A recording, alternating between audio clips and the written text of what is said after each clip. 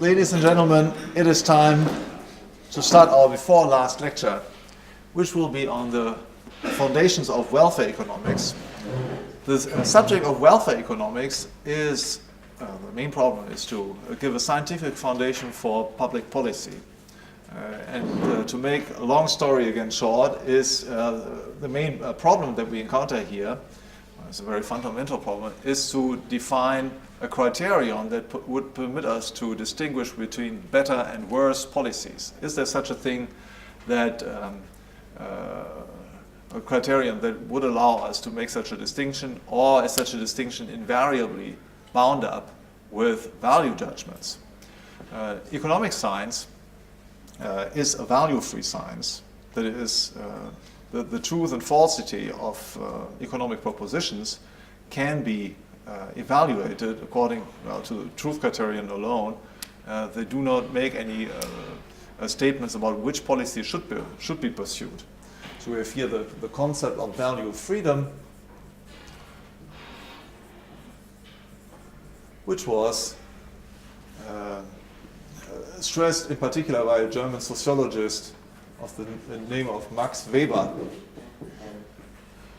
He was not the first one to make this observation, but there was a big debate in the German Economists Association in the early 20th century. Most economists of the time belonging to the so-called historical school of economics held that economics was invariably bound up with value judgments. So you could not, there was no such science that was not somehow premised on value judgments, what scientists believed to be good or bad. And Weber held that that was then not a science at all. So it might very well be that economics was premised on value judgments, but then economics wasn't a science at all. Rather, science, in a strict sense, is propositions, rather than all propositions. So we have here another name, namely David Hume, British philosopher of the 18th century, who stressed the distinction between is and ought, is and ought propositions. So Hume said in particular that there's no way that we can arrive at an ought proposition by starting from premises that are is propositions. Right? So for example, you can say, well, this room has a surface of 150 square meters, and there are 130 lamps.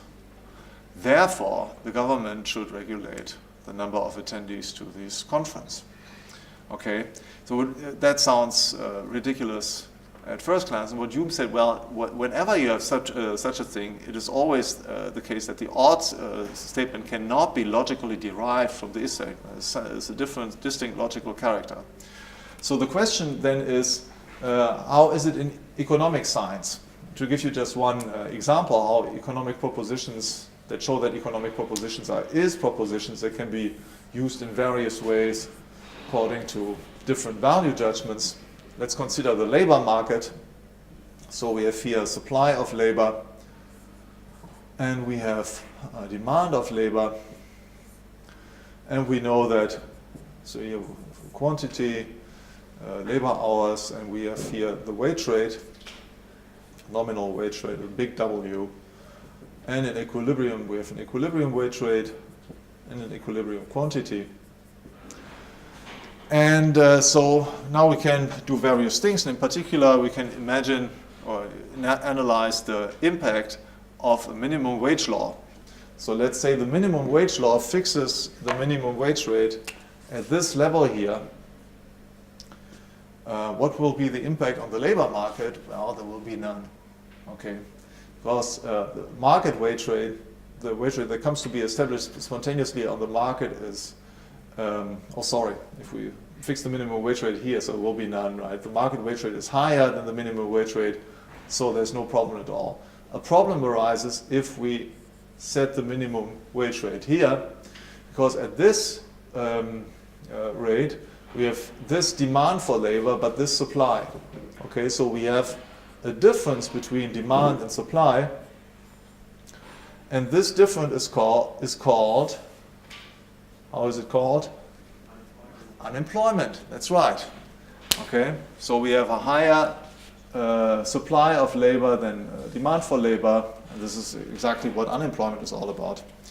Now, this is a purely fact-based analysis. There's no value judgment here, whatever. We don't say unemployment is good or bad, or it is good or bad that there is such a thing as a demand for labor, is it good or bad that there's a supply of labor.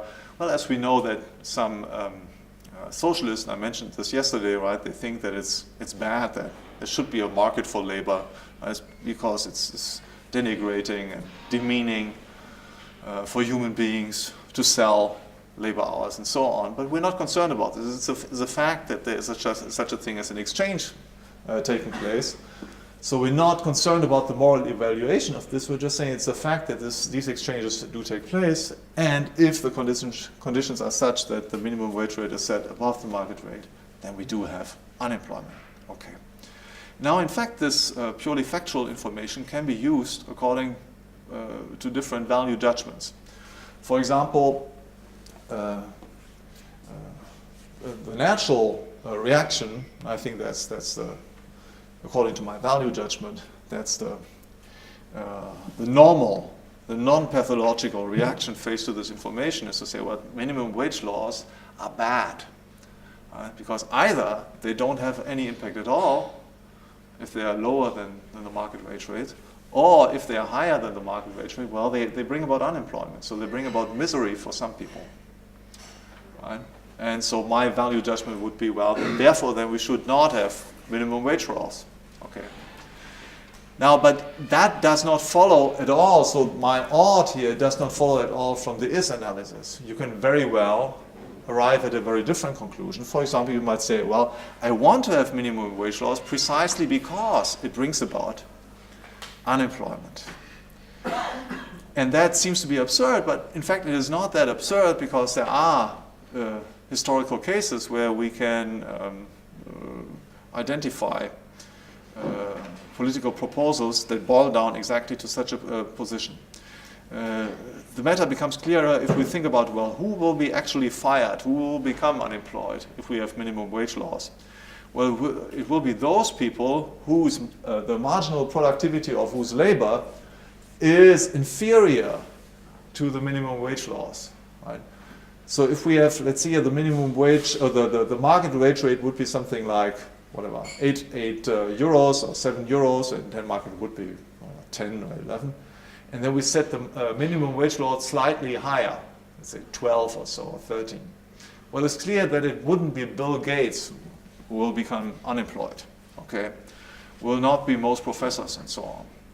But it will be people whose value productivity of whose labor is low. So who is this typically? Well, unexperienced people such as children, handicapped people, immigrants, right, whose access to the labor market is reduced by the fact that they don't master the language and similar things, females looking for part-time jobs and so on. Now, based on this information that it will be some rather minorities or low performance groups that will be affected most, it might be that you have politicians who seek precisely this outcome. For example, in the early 20th century, the California labor unions have pressed for minimum wage laws precisely because they knew that the Chinese immigrants, so their main competitors on the market, would be affected most. During the 19th century, most labor unions in Europe have pressed for minimum wage laws because they knew that these laws would affect child labor most, okay, and female labor. Today, we might say in the US, there are some bad mouths who say, well, certain democratic politicians advocate minimum wage laws because they know precisely that these laws will create misery among their main constituency. So they want to create miscontents and unhappy people because only then they create conditions of social unrest that would create greater left-wing radicalization among their constituency. So this, of course, all this seems to be rather perverse, and I think it is perverse, according to my value judgments. But what we see here, and that is my point, is that you can arrive at very different ought statements based on the very same information is information that economic science provides you with. Okay, so economics is value-free, it's purely fact-based information, and then you can make very different uses with it. Now the question is, and that's again, as I've said, the question of welfare economics is, can we go beyond this? Is it really, are we limited in our statements to these fact-based if statements, or is there something that we can say beyond this? And here I will discuss today 4 approaches. The first one is the one of the classical economists. Then I'll talk about the modern economics in general, then in particular about the Pareto criterion. And then finally I'll discuss Professor Hoppe's approach. Okay, so the classical economists, so how did they address this question? The classical is one particularity about the classical economists, in particular Adam Smith's theory that has been further developed by Say and Ricardo, that despite all criticisms that might be addressed against the British classical school, still is important. Namely, Adam Smith has so far developed the only tenable growth theory. Okay. When the marginalist revolution arrived, about which we have talked much yesterday, there was a shift in emphasis about the problems that economists were dealing with from the classical economists, who mainly dealt with questions of growth, okay, to the new problems that had to do with price theory and equilibrium and so on. Okay. So, and as a consequence, we have new neoclassical growth theories that are not growth theories at all. So if you, sometimes you read articles, or there's a whole branch of economics that is growth theory today. Growth theory today has nothing to do with what economists were doing in the 19th century. Okay? Modern growth theory, the main problem of modern growth theory is to specify the conditions under which you can have equilibrium, or general equilibrium, in a growing economy. It does not specify the conditions under which you do have growth. And that was the great subject of the classical economists. What the classical economists explained was that there were only 2 ways of increasing growth. One was the division of labor, and the other one was capital accumulation. Okay, because only by capital accumulation can you increase the quantity of capital goods, that is ultimately tools that make human labor more physically productive. Okay, I won't go into detail, but it has to do with what economists call the laws of return. We have here the quantity of a factor of production, and here we have the physical return, the product, physically defined. We always have something like this, a curve like this, right? And the only way to change this limitation that we see here, this maximum, is to add tools. If we add a tool, we get something like this, right? That's the curve, that's the physical product of a fisherman fishing with his bare hand, okay? This is the curve of a fisherman fishing with a net or with an angle, okay?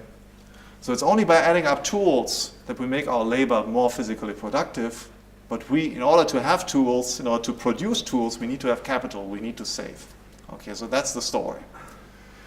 Now, the classical economists from this observation jumped somewhat naively to the conclusion that capital accumulation is always good.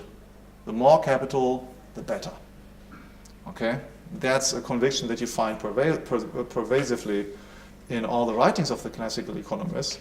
And it has led to certain excesses at the end of the 19th century and in the early 20th century, when people of the sort of John Maynard Keynes, but also others, started thinking about ways of how you could, through political intervention, artificially increase capital accumulation, right? And in particular through manipulating the money supply.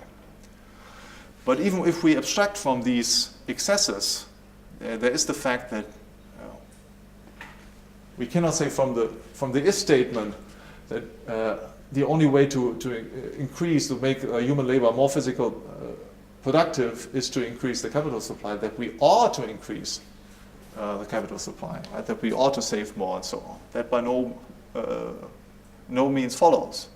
Right? At all points of time, we have to choose between greater physical productivity of our labor in the future, that is greater availability, greater wealth in the future, and greater wealth now. Right? In order to have greater wealth in the future, we need to save now, that is, we need to cut down on our present-day consumption. Okay, there's no other way, so there's a trade-off. But there's nothing in economic science tells you that you've got to save more, right? You can as well decide, well, I mean, I'll continue my hand-and-mouth existence, I just consume everything that I produce, and so I'll stay on a fairly low level of economic development. Yes, why not? And in a market economy, in a free society, this problem is solved, or this question is answered through the interaction of many, many individuals. Right? The overall result is then the combined outcome of each individual's decision. So everybody has some impact on the overall outcome. And that's how all this question is answered. But economic science cannot give an answer what the optimal growth rate would be, so what the optimal savings rate would be, and so on. So we have here a limitation.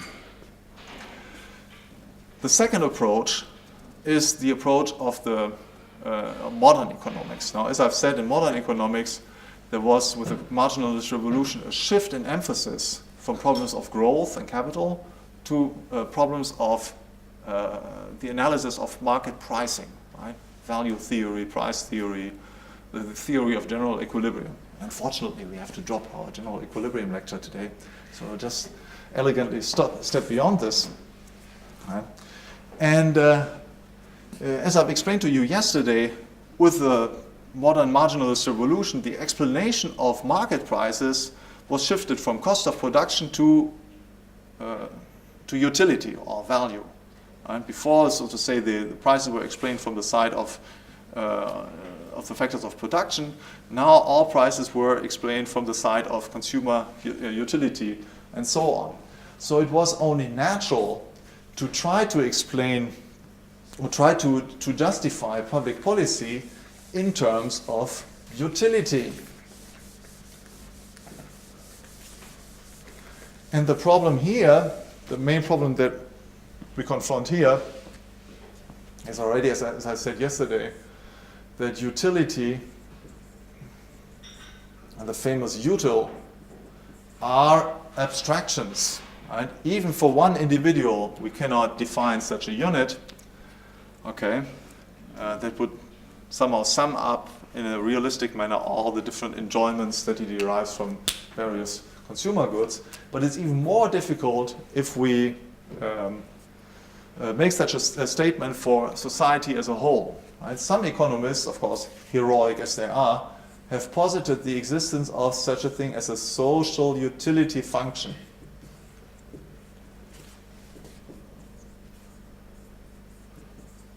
Right? And so we have here aggregate products, so this is GDP, and here we have the big social U, right? And then decreasing marginal utility, right, for society as a whole. Now, as I said, that is heroic, right? Because you make such an assertion in utter disregard for reality. There's no such thing. Already this here is an abstraction, right? It's a fiction. It presupposes that we have some common denominator for physically very heterogeneous goods. And then you posit the existence of a social utility, even though we cannot even define what utility is for one individual. Now, even before the social utility function theory has been developed by the mid of the 20th century, several economists have become aware of the essential problem of any such approach that tries to solve or solve the question of political decision-making from an aggregate point of view. And this is the problem of interpersonal comparisons of utility.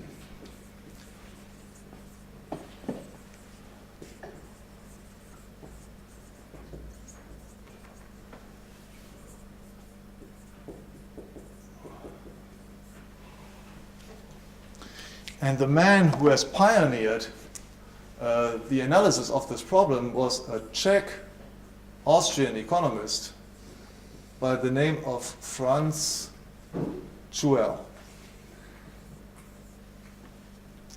In a book that he published in 1907 with the title Zur Lehre von den Bedürfnissen, on the theory of needs.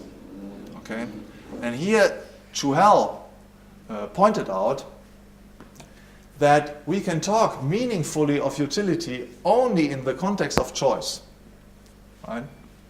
So as a predecessor of Mises, Mises was strongly influenced by him. And he also pointed out that we cannot therefore compare, it's even impossible to compare the decisions and therefore the utilities that for one individual at different points of time, because there are different choices involved. And it is all the more impossible to compare the utilities for different individuals because there are also different choices involved. Right? So we cannot do this. Now that is significant because this book was known to all the young Austrian economists that were members of Böhm-Barwerk's seminar, and therefore it was also known to Ludwig von Mises. And not surprisingly, therefore, it was not Mises who was part of those who developed the social utility function theory. Right? So he always refused this. Many years before, the critique of interpersonal comparisons of utility came to the consciousness of Anglo-Saxon economists, and it came to the consciousness of Anglo-Saxon economists through Lionel Robbins. In a book that Professor Hoppe already mentioned, right, the 1932 book, The Nature and Significance of Economic Science, and there Robbins discussed this problem. He said it's a big problem for aggregate social analysis. Now, Mises then is known as a famous theoretician of the market economy, as a great opponent of government interventionism. How can he oppose government interventionism if he sticks to economic science? That is, if he sticks to the is, how can he arrive at the odd statement, well, that this policy is wrong from a scientific point of view, that it's unjustifiable from a scientific point of view? And it is significant that Mises, in full consciousness of Jörg's work, worked around this problem and found a way of discussing public policy in purely in is terms, that purely as a factual problem. And what Mises pointed out is the following. Mises said that economics cannot tell us what we ought to do, but since economics is about the analysis of causal relations, and it's also between cause and effect, so also the causal relations between means and ends, we are in a position as economists to analyze whether a given means is fit to attain a given end, that is a predefined end. And this allows us as economists to make factual statements within a given context of a public policy debate if we take the point of view of those who advocate a given policy. For example, come back on this minimum wage law business, right, with the labor market and then the minimum wage law. What Mises says is, if somebody advocates minimum wage laws is saying, well, they will have no impact on employment, we can say, well, that is factually wrong. Right? So it's a wrong policy. The policy, to the extent that the policy is designed to increase employment, it's a wrong policy. We, as economists, we can say it just doesn't work. So we can reject this policy. And we don't do it in the light of our own value judgments. Rather, we take the standpoint of the person who advocates the policy. Okay. And since we are only dealing with means and ends, so only with the relations between facts, and we take the point of view of those who say that there is a certain relation here, and we show that it's wrong. And Mises took various other, analyzed various other examples. And his most famous example was the milk market, right? A big problem after World War I in Austria, when there was misery, especially poor families and so hardly could feed their children. And then there were public measures designed, for example, price control on milk. the official justification for which was, well, we need to make milk more available for poor families. Now, a price control on milk has very much the same effect here. The price control here, so we set the price below the equilibrium price, so this would be the milk market, right? And the market price would be here, and so there are people who are complaining that all the poor families and mothers cannot feed their children, right? Milk is too expensive. And now Mises says, look, I mean, if we set the milk price here officially, what we get is this. The supply will lag behind the demand. Why is this? Because at the lower price, milk production, there will be marginal milk producers, those who could produce milk profitably only at the slightly higher price. And if we decrease the price, these people will go out of business, will not produce anymore. As a consequence, the milk supply will actually be reduced. Right? It would no longer be this quantity that otherwise would have been on the market. It would now be this quantity. And at which price will this new quantity be sold on the market? Well, it would be sold at this price here. That would be the black market price for milk. Okay, so we increase the problems rather than diminish them through this proposed policy.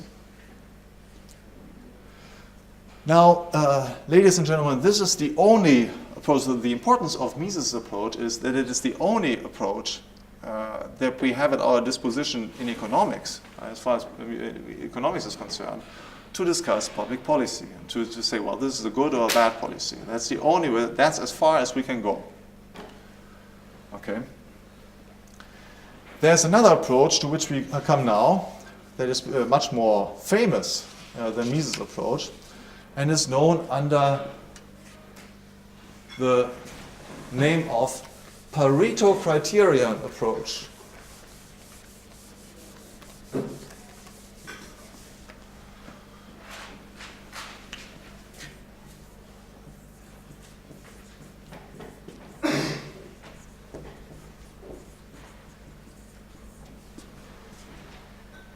So Wilfredo Pareto, famous Italian mathematical economist, who argued as his master in thought, Léon Barras, that in general equilibrium, the social aggregates of society reaches an optimum. Okay, so if you reach general equilibrium, this is the optimum point for society. Why is this so? Because in general equilibrium, no more arbitrage processes are possible. Right? What is arbitrage? Arbitrage is, take an easy example, if I buy in a part of the market where the price is low and sell in a part of the market where the price is still high. I reap a profit and nobody else is worse off. Right? The guy from whom I buy at the lower price, he's better off than the guy to whom I sell at the higher price, decreasing the price slightly, he's better off as well. So it's a Pareto superior move, that's how it is called, right?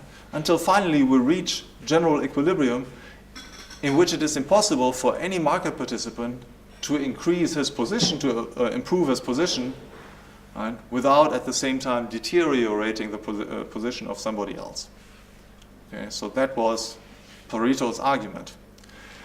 And as it is ever the case in the works of the mathematical economists, as soon as they set out to derive odd propositions or make statements about optima and so on, they fall prey to the problem of interpersonal comparisons of utility, because we have exactly this problem here.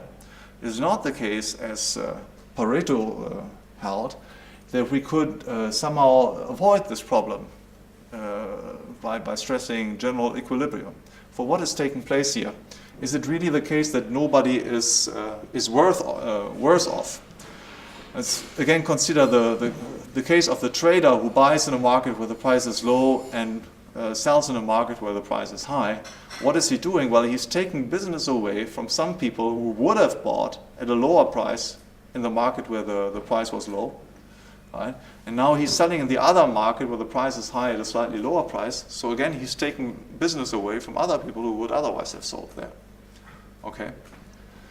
Now, that's one problem. The other problem is the so-called problem of the envy person, of the envious person. I, for example, I might be an outsider, an outstander. I don't have anything to do with this market at all, but I have some aesthetic prejudice. Okay, I feel well if there are some prices that are low and other prices that are high, and I just don't like it if there's general equilibrium. Right? I just hate this. And my utility dramatically decreases if general equilibrium comes about. So what do we do with this person from a general equilibrium standpoint? His utility decreases as we move closer to general equilibrium. Right? Again, that's a problem. How do we bring him into the picture without engaging in interpersonal comparisons of utility, without adding up and subtracting from one another the utilities of different persons? Impossible.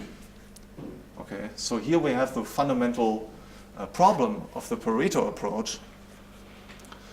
And the reason why this cannot be considered of this theorem that the market in general equilibrium is welfare maximizing cannot be considered a scientific statement.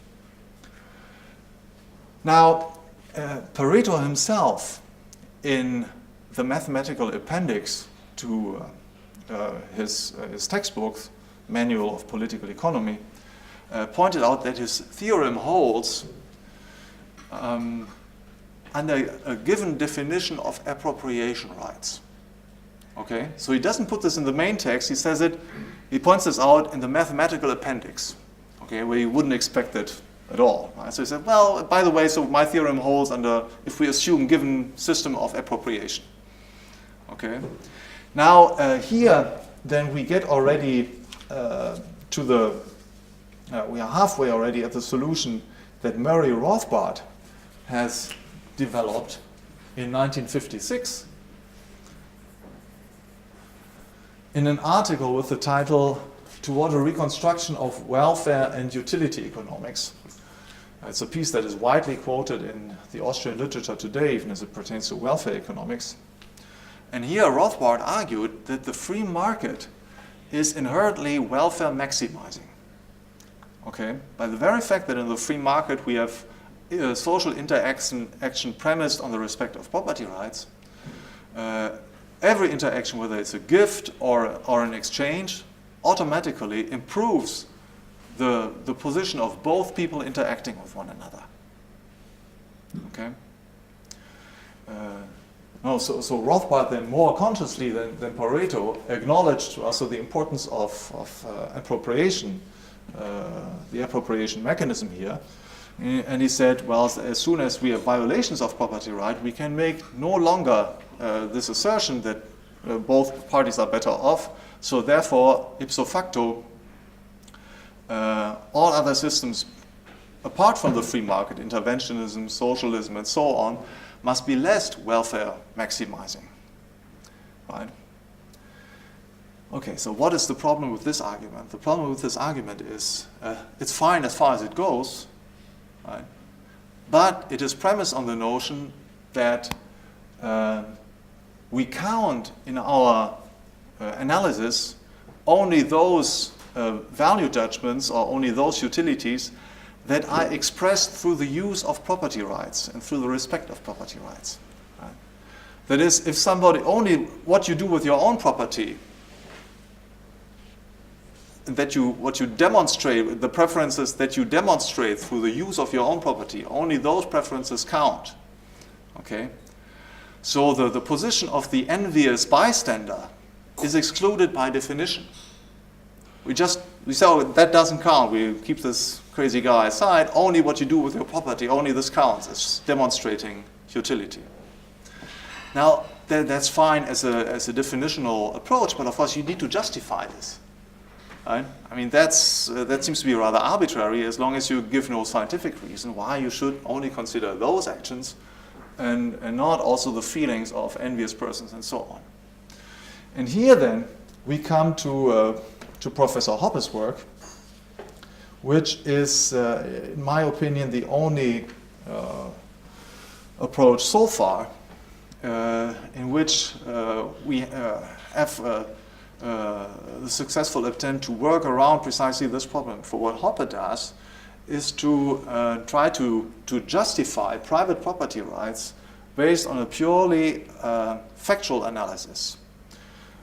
So Hoppe's approach has been called argumentation ethics. My opinion, that's not a very appropriate name, but I will just describe what it is all about, what the argument is all about, and then you can judge for yourself how we should best describe this.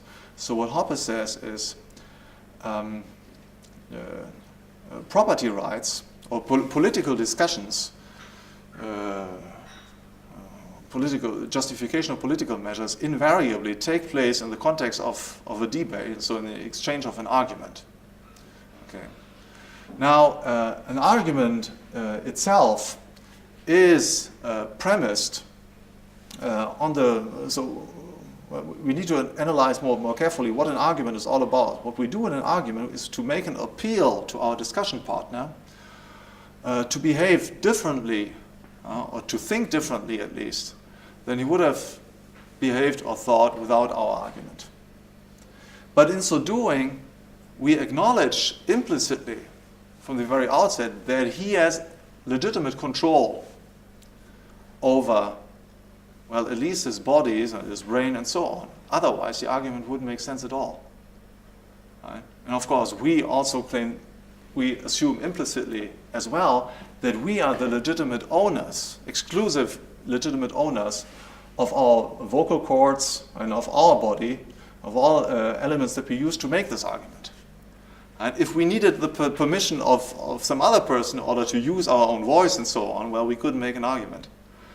So invariably what we presuppose in as far as the political discussion takes place at all, and that is something that is assumed by all sides taking part in a political argument, is that there are absolute property rights pertaining at least to one's body,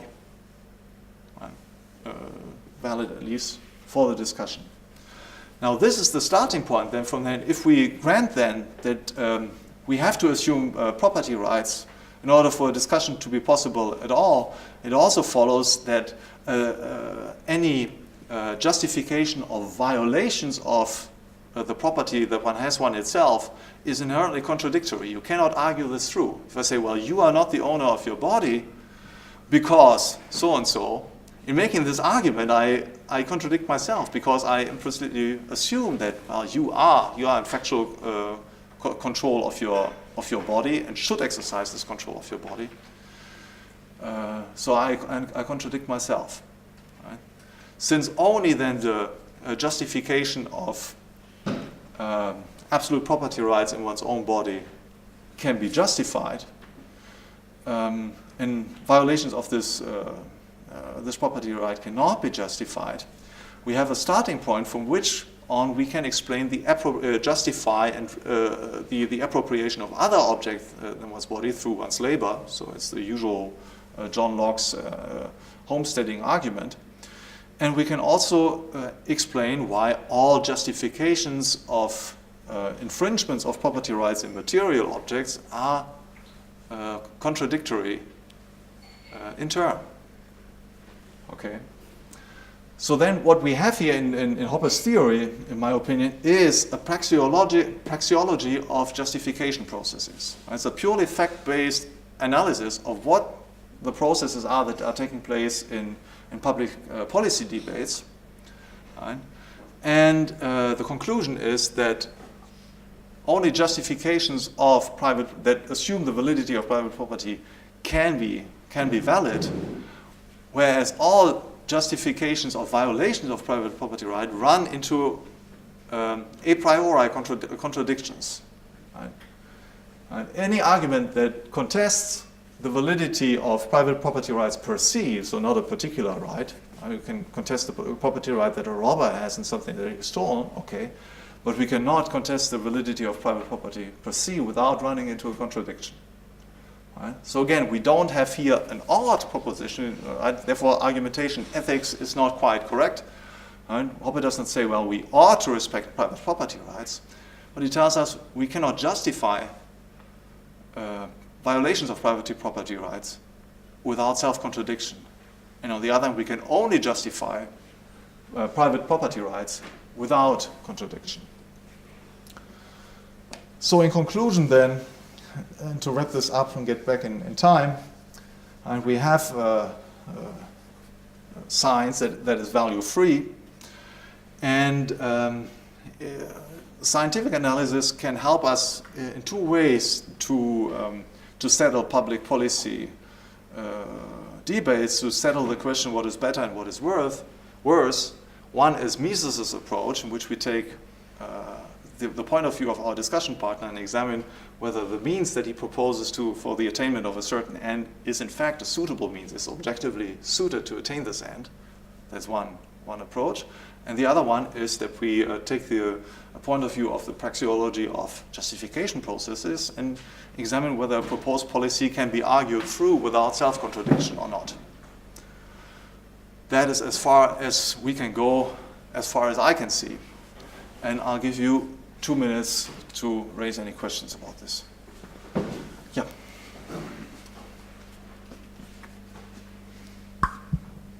At least under the same headline as your lecture. It's a work of James Buchanan. Mm-hmm. Just briefly, if you could give an assessment or judgment of his work. Yeah. So James Buchanan, alone among neoclassical economists, has realized that we cannot decide policy questions in terms of utility, so we cannot do this based on this, and we cannot decide the performance of an economic system without the rules, without judging implicitly the rules of transformation of an economic system. So that's the message that he has stressed in great detail. But of course, he has not gone all the way because it would have led him to conclusions very different from his own. Right? One of the great projects of James Buchanan was to justify the minimal state. Right? There's this book, The Limits of Anarchy, 1975, in which he has tried to give a justification of the minimal state, which brings him, now irrespective of the merits of his justification, it brings him in the position that he has to accept the legitimacy of at least two completely contradictory methods of appropriation. Right? On the one hand, appropriation through consent, mutual consent, and on the other hand, appropriation, at least in some cases when the government is involved, namely, without consent of the previous owner. Yeah, so there's a contradiction here. And so, yeah, Buchanan is much more sensitive to this issue than any other mainstream economist. Yeah. Another question?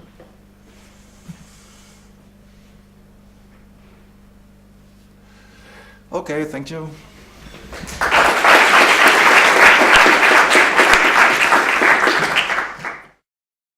Somehow premised on value judgments, what scientists believe to be good or bad. And Weber held that that was then not a science at all. So it might very well be that economics was premised on value judgments, but then economics wasn't a science at all. Rather, science, in a strict sense, is propositions, rather than all propositions. So we have here another name, namely David Hume, British philosopher of the 18th century,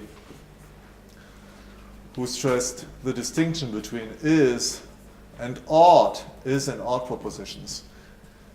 So Hume said in particular that there's no way that we can arrive at an ought proposition by starting from premises that are is propositions. Right? So for example, you can say, well, this truth and falsity of economic propositions can be evaluated according to the truth criterion alone. They do not make any statements about which policy should be pursued. So we have here the concept of value of freedom, which was stressed in particular by a German sociologist of the name of Max Weber. He was not the first one to make this observation, but there was a big debate in the German Economist Association in the early 20th century. Most economists of the time belonging to the so-called historical school of economics held that economics was invariably bound up with value judgments.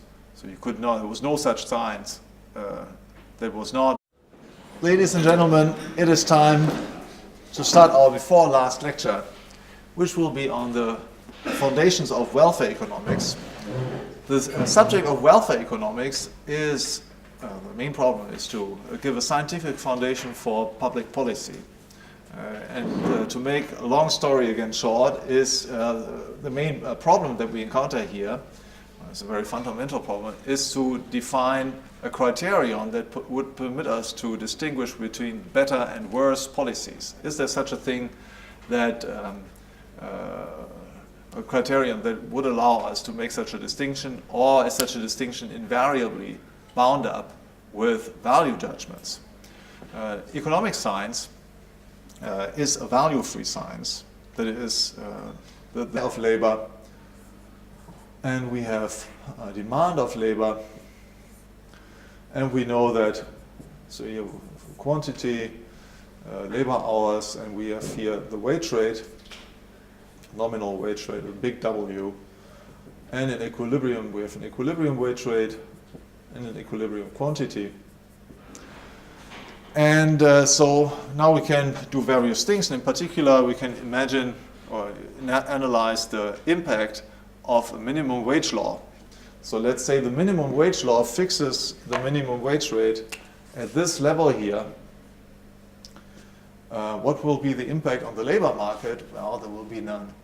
Okay, because the market wage rate, the wage rate that comes to be established spontaneously on the market is, Zoom has a surface of 150 square meters, and there are 130 lamps. Therefore, the government should regulate the number of attendees to this conference.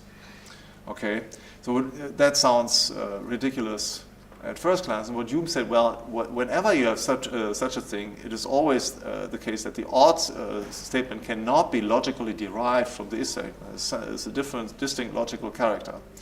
So the question then is, how is it in economic science? To give you just one example, how economic propositions that show that economic propositions are propositions that can be used in various ways according to different value judgments. Let's consider the labor market. So we have here supply